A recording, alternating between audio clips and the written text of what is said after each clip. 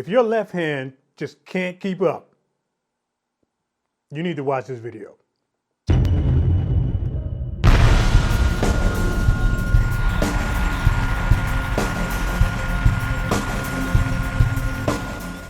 Welcome to today's lesson. I am your unlicensed stickologist, Flamuel Jackson. And today we're talking to people who are currently suffering from weak hand-itis. For those that have a left hand that just cannot keep up with the right hand. I'm going to give you 3 tips, things that you can try that will basically fix that problem. Okay, first of all, it's normal. Every drummer just starting out, anywhere within their first few years of playing, they're going to notice that their left hand or their right hand, depending on if you're a left-handed, right-hand drummer, but you're going to have a dominant hand and you're going to have a weaker hand. The goal is to make sure that you eventually get them both on the same level. So today, I'm going to give you 3 tips, things that you can add to your practice routine, get that weak hand up to snuff. So the end goal, of course, with all of these tips is that you want to make sure that you have the same facility with your left hand as you do with your right one, okay? That's going to directly affect how you pull stuff off on the kit. You don't want one hand significantly weaker than the other one. So let me start with the first tip, and this is a personal one that I'm going to give you, one that you can try. We want to isolate, first of all, the wrist. Okay, we want to start with a simple wrist movement. This is going to be an 1/8 note type of thing that's going to involve a drop and a tap. Okay, so the first one is going to be just dropping your wrist like that and then lifting it up. So drop, tap, 8 notes. 1 and 2 and 3 and 4 and that type of thing. So with the right hand, this is a basic sort of hi-hat movement that I do all the time. It's just the way I play my hats, and it's just like that.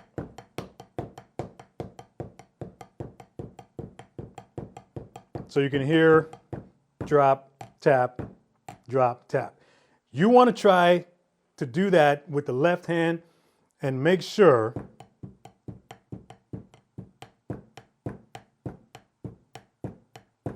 that you can do both exactly the same way, all right?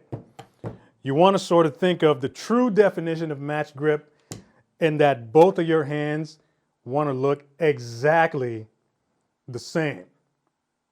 Total mirror image of the other one. As a matter of fact, another thing I'm going to suggest is that you work with a mirror in front of you so you can look at your hands and make sure that they look exactly the same when you're working on them, okay? So you can isolate, first of all, with the left hand.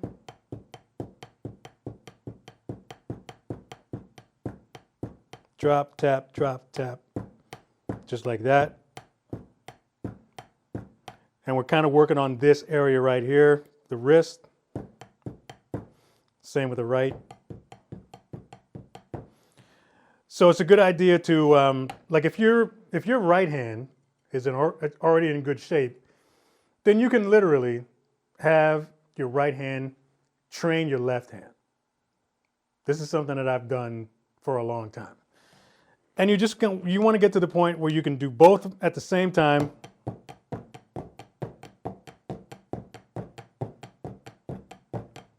Drop, tap, drop, tap, drop, tap. Sounds like one stick.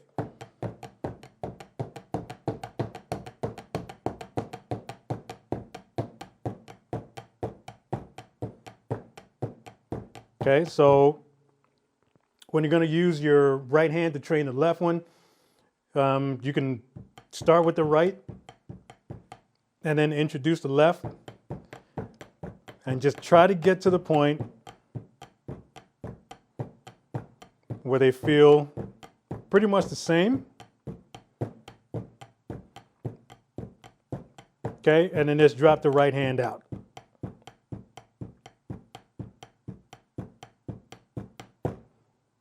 All right, again, what you're going for is You want to have the same level of facility with the left hand as you do with the right.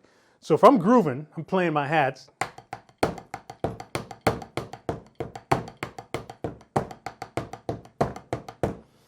If I was playing open-handed and I was playing the hats with the left hand, I want it to sound the same way.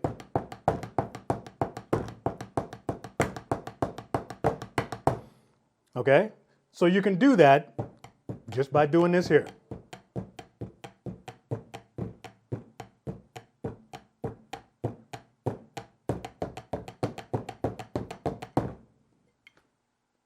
The learning process on the drums is a lifelong trip. We're never going to get to the end of it, but that's a good thing. It means the learning process never stops. There's a ton of stuff to learn. On the way, there's going to be a ton of small victories, but you're also going to hit some plateaus. There's going to be plenty of times where you just feel stuck, whether it's creatively or maybe you're stuck on a particular technique or something. It happens to all of us. The good news is sometimes all you need to get over that plateau is just a nudge in the right direction. Now, y'all know me, I've been making drum videos for a long time, but now I feel like it's time for us to connect on a personal level. You can book a 1-hour online coaching session with me right here. It's a virtual one-on-one, face-to-face, it's just the two of us. I'm gonna be here on the kit. You can be wherever you need to be. Now, I've been doing this drum thing for a long time, and I'm pretty confident I can help you out. The sessions are super chill and completely unformatted. It's just two drummers hanging out. Go ahead and book your session today using the link provided. Let me help you bust through that brick wall so you can get on with your progress.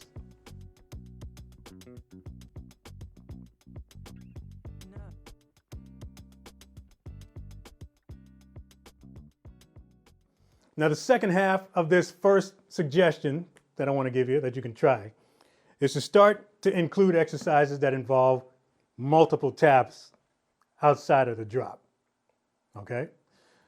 Let me show you, for instance, what it looks like and then explain what's going on.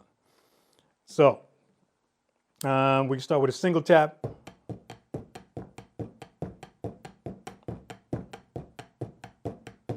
And then 2.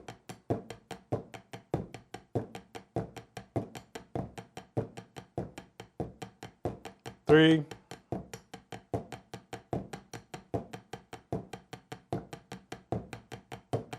4.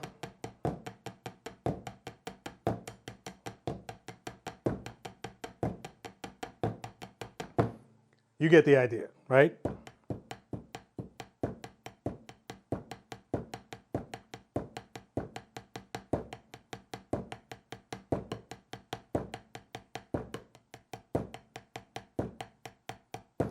We're still working 100% wrist here. Like, I'm not using any fingers to get those multiple taps out. The point is to build this mechanic right here.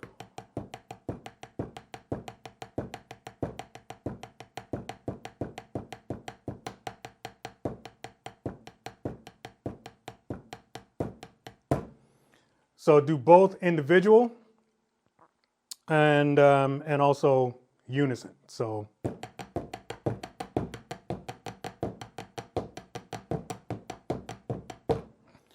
now, if you want to get ambitious, one thing that I did that really made a huge difference, I wanted to make sure that I could swing with both hands.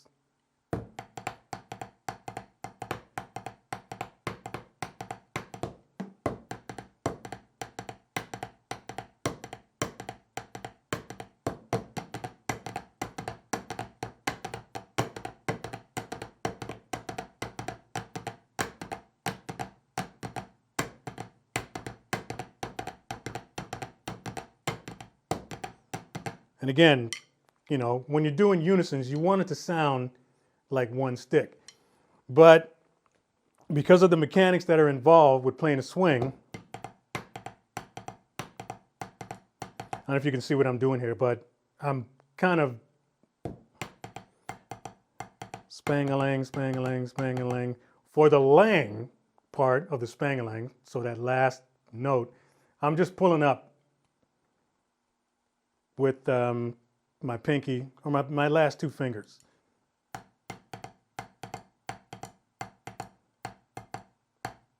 So it's bounce, bounce, tap.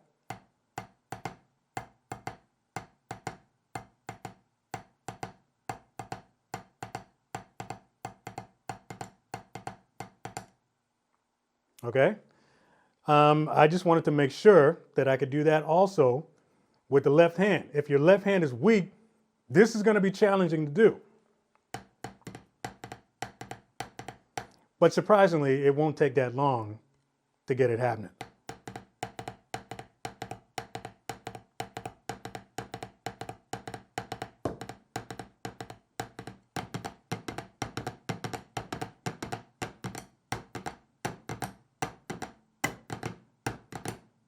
So it's just something else you can try.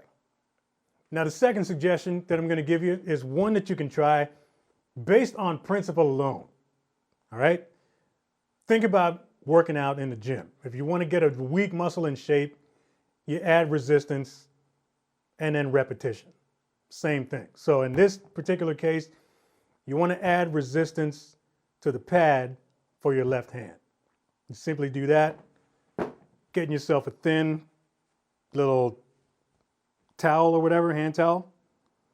And all you're going to do is cut your pad in half. Okay? Tape it down. You're just going to add a little bit of resistance to the weaker side of the pad.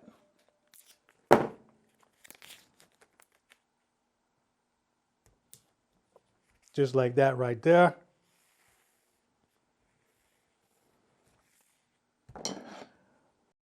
So now your weaker hand just has to work 5–10% harder than your stronger hand, just so it can catch up. And there's not really anything specific that you need to do. You can just work singles and doubles, paradiddles, whatever you want to do. But adding a little bit of resistance to your weaker hand will just get it to work a little bit harder.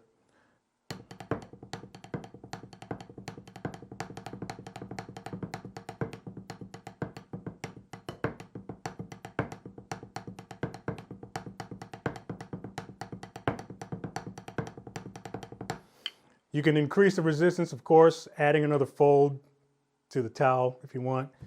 But this is just something, this is really good actually for working on doubles.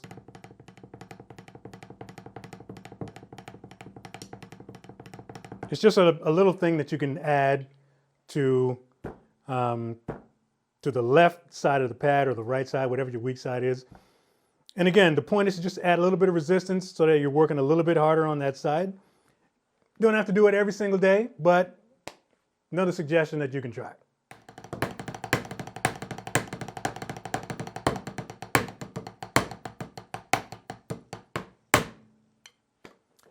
Another tip that I'm going to give you that you can use to sort of strengthen your left hand or your weaker hand, whatever it is to lead with the left. So take whatever exercises that you would normally do and start with the weaker hand. You'd be surprised at how weird this is going to feel in the beginning, but this is a really good way to get that left hand or that weaker hand in shape, is to start doing exercises leading with the weaker hand. The tip, I guess, when you're doing that is to make sure that you're really concentrating on accented strokes and rebound strokes, because you want your left hand to get comfortable doing both. So the pattern I was doing off the top is a good example.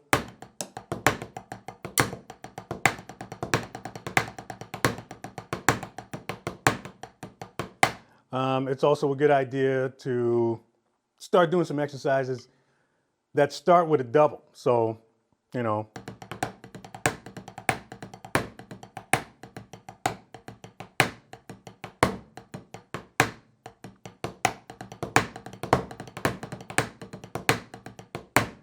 but you really just kind of want to concentrate on starting these patterns with the left hand or whatever your weak hand is. Now, the point of all of these exercises is muscle memory. All right? The reason why your weaker hand is weaker than your stronger hand is because it's just not used the same way as your stronger hand, right? So you want to get those muscles to the point where they can work on the same level as your stronger hand. And that is done simply by repetitive movements. And then eventually, you'll get to the point